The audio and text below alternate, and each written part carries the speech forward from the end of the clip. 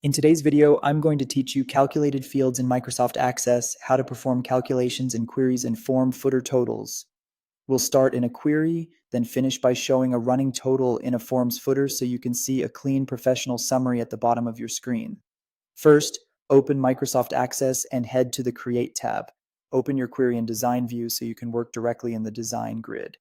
In an empty field cell, type the expression that performs your calculation. A best practice is to give it a clear alias followed by a colon. For example, you might write line total, quantity, unit price. Make sure your field names are wrapped in square brackets and match your table or query exactly. If the data can be blank, consider using NZ, like line total ends quantity zeros, ends unit price zeros, so the math won't break on nulls. Next, format the calculated field so it displays the way you expect. Click the column for your new field, open the property sheet, and set the format. Currency is great for money, fixed for standard decimals, and percent when you're showing rates.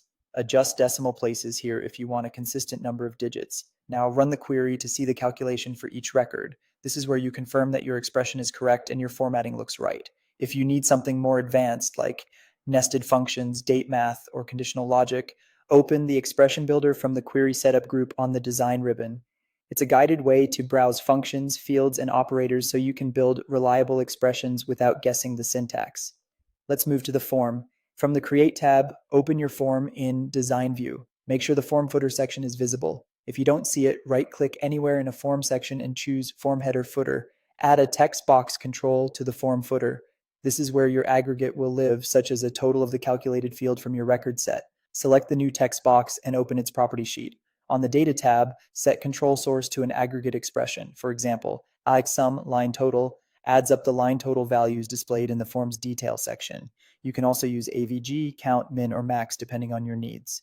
Switch to the Format tab and choose how the result should look.